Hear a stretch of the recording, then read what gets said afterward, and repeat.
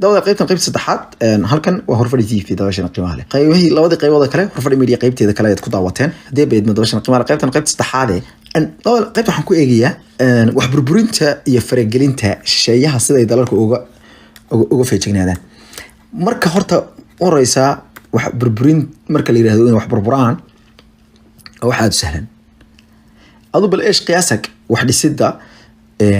sida wada tahay tusaale yar baan ku siinayaa hadaa rabtid guri yar inaad dhisatid oo aydinka rabtaan inay guri yar tusaale ahaan guri yar baad damacday inaad dhisto marka ugu horeysa waxaad raadinaysaa dhulkii marka dhulkii gacanta ku dhigto waxaad ka fikiraysaa hadana qarashkii aad guriga ku dhisi lahayd intii qole uu noqon lahaa marka qarashkii aad ka fikirto ama aad soo shaqeyso dhiig soo xaqsato soo baabacdo aad meel walba aad ka soo ururiso dhaqaale soo ururiso waxaad hadana raadinaysaa qofkii iyo dadkii guriga ku dhisi lahaa dadkaasi waxay ka fikirayaan intaas oo shay oo la isku keenayo ciid iyo dhagax iyo shamiito ama sibid iyo qori iyo lamayeeri ama jingad dhagaxaan bulkeeti maxay tahay shaqaale mid biyo ciid wax intaas oo shay oo kala dardaran marmar mid kale meel lagu dhijinayo hadana dhalo يعني waxay noqonaysaa guriga yar wuxuu kugu noqonayaa mucjiso yani waxay ku intaas oo bilood ayaa intaas oo qof midba shay keenaya waxay ku tusinaysaa guriga yar markaad samayso oo 3-4 qol aad dhisto lacagtaas iyo dhibaatadaas iyo waqtigaas iyo intaas oo qof oo dhisay qaar baad doonaan ay ku kufay qaar baa dhibaato ka soo gaadhay qaar baa ku dhawsaqoobay ku ciidoobay marka la dhameystiro adiga intaas oo dhibay ka soo martay laga yaabo lacagtiisa aad guriga yar ku dhisay 20,000 ama 30,000 dollar inay ama 40,000 ama wuxuu yahayba inay kugu qaadatay dhowr sanadood inaad ururiso ayuu tagal kan kale gal mid kale qoxoga ka soo amaaho mid kale 2,000 igu dardheeg mid kale ka sii qaado qolo kale waxa ka sii bixiso kuwa kale waxa kugu yeeshay intaas oo hawlo markay gurigi ka gasho hadii wiil dib jira u yimaado nooca xabagta cabaa uu dab yar ku dhajiyo uu burburaya hal daqiiqo ku qaadanaysa inuu burburo 5-3 minutes ayuu ku burburaya dad inuu ku dhintana waa suure hadana horta marka horeysa wax burburisti wax dhisid intaas isku jira inagana baldal dawlad xaqana ciidan dhisid xaqan cunaqabatayn ka qaadis xaqan dhibaato kale ka hortag xaqan terminals iyo deploying gaaro dad iska lahaayeen soo xidid halkan maxay tahay sheegeen qabiil halkan kale arrin kale halkan maamul goboleed taagan halkan faragelin taagan can you imagine yani inta hawlood ee hal mar burburi kara inta leegtahay wadan dhan oo badisi lagu haystay badii 2 meelood bay balagaystay mar badda lafteeda lagu haystay ana iska leh baa laha oo ragba maxay tahay sheegeen qalin iyo buuginta soo bixin yiri anagaan iska leh waatana oo Kenya dhinacna manfacaadkeedii iyo haysashadeedii ciidan military iyo maraakiib 10 maraakiib bala dhulugta maraakiib Shariifa iyo kuwa sunaasay ay jireen taana lagu mashquulsana marka bal qofku haduusan miisaamaynin war burburkan aad ku ordayso maxaa laga dheefay waa la burburay mid kale burburka ninkan aqoon waxa la yiraahdaa inta badan uu iskaga ordaa waxa la yiraahdaa libaxni ma aqoon ba la xakaritay laakiin nin burbur yaqaan oo qax yaqaan oo colaad macnaheeda arkay oo dhibaato iyo qaxarkay inuu isbedelo Soomaalidu qof aan qax aqoonin male qof aan burbur iyo dhibaato garanaynin male waa arrin mucjiso arrinta kale ee ka sii mucjisay waxa weeye Soomaalidu common interest in ay yeelato muhiim horta waxaan ku faraxsanahay intaan arrintaas u galin in arrintaas hadda ay soo baxday dad badan oo Soomaaliya da yarta waliba oo badan dadka waliba ilo yaqaano dadka middle age ka wali gaadhin dadka 30 ilaa iyo 20 iyo 3 meelahaas hadda gaadhay jaamacadaha ka baxay waliba dadka wax bartay especially waliba waa dacaydeenaya dadka Soomaaliya ku dhaqan dadka waliba Soomaaliya ku dhaqan waa laga wadanaysan dadka waxa ka wadanaysan dhalinyarada say wallahi la yiraahdo runtii ma moodayna anigu runtii dad noocaas oo kala inay yihiin waa dhalinyarada say wallahi waa qof asagoo yar yimid Mareykan iyo qurbahan Australia ama UK ama saddex dalalkaas ama qof ku dhashayba dadkii ku dhashay 1991 iyo 1992 iyo 1993 sodon jiro moogtay dad yarar ma dadkaas sida ay baraha bulshada uga dagaalamaan gaar ahaan Twitterka oo marka ay wad istiimintiyadan reer galbeedku soo baxaan dadkaas sida ay sameeyaan hadaad fiiriso هذا تدبر تويتر leedahay saad uga ogaato waxaan ka hadlayo waaxda arrimaha Afrika ee Mareykanka statementigii Soomaaliya ka soo saartay qaybta commentiska bal dadkaas Soomaaliyeed waxa ay ka ficilin ay ka bixiyeen bafiir waxa ku muujinaysaa dadka Soomaaliyeed nool yihiin marka si guud loo eego adduunka oo dhan laakiin taasina kala siman adduunka dalalku iyagu isdilaya oo dad iyagu isku haya ayaysan jeclayn in faragelin lagu sameeyo waayo marka wadanka sidaan soo kale faragelin loogu sameeyo dad baan xidhxidhanaa dad baan waqtidan sameynanaa waxaan sameeyaa spoilers iyo baan sameynanaa yani waa kelmaad laga baxay oo runtii dalalka Afrika ay hadda ka gudbeen Ethiopia ugu dambeysay ka soo xirowday Ethiopia maxay sameysay qowmiyadaha Ethiopia dagaalkii barigood kuma mideysnayn laakiin si arinta aad u mideysay ee Abiy Ahmed inuu Canfar iyo Amxaaro iyo cid walba iyo Oromo intuu gaxaysto uu dalka dib u xirayo waxyaalaha ugu waaweyn keenay waxay ahayd ficiladii reer galbeedku qaadeen waayo waxay leeyihiin dalkan laga qaadayaa oo Ethiopia ma jiray gumeysi weyn galanaabi bay yiraahdeen waa inaynu dadka gumeysiga la socday iyaga isku darnaabay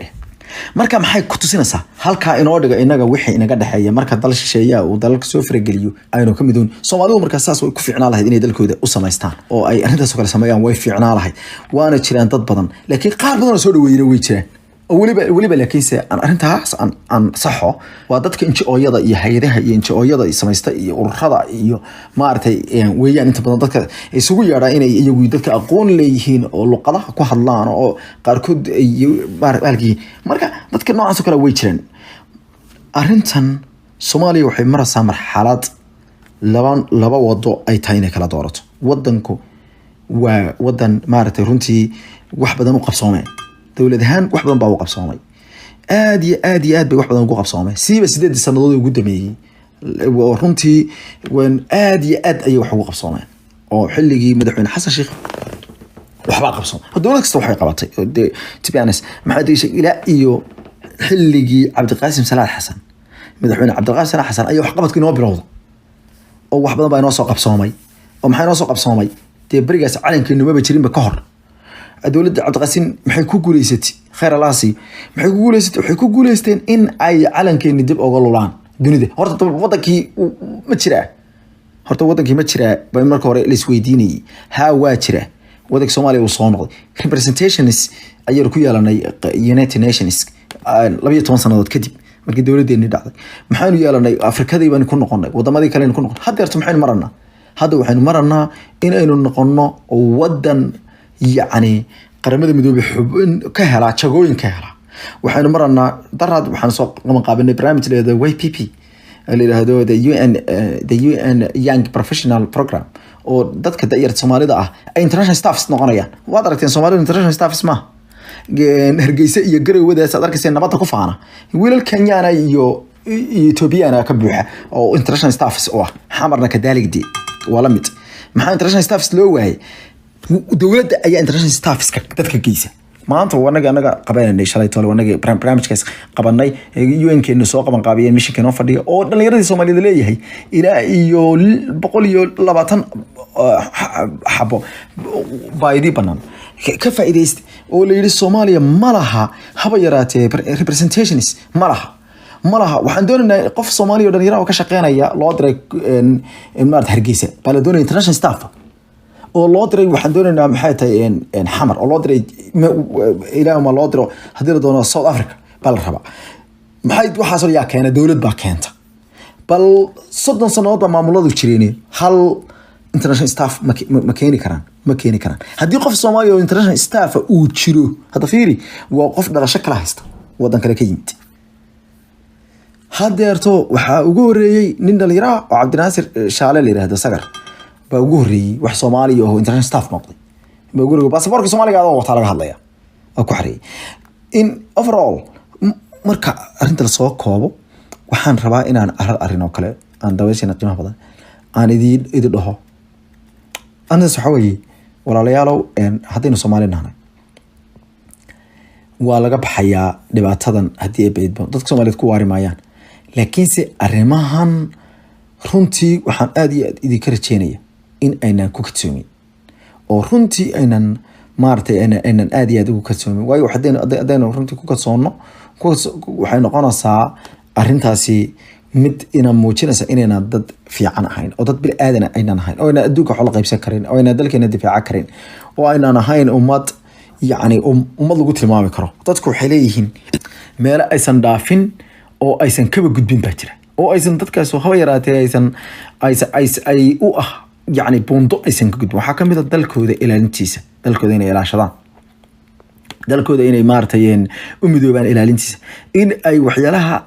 maartay asaasiga u ah ee wadankaasi u ah waxyaalaha lama taabtaanka oo inay iska yani wada ilaashadaan oo si guud ay u ilaashadaan oo qiyamka guud u ilaashadaan dadka qaarkood waa laga yaabaa inay yiraahdaan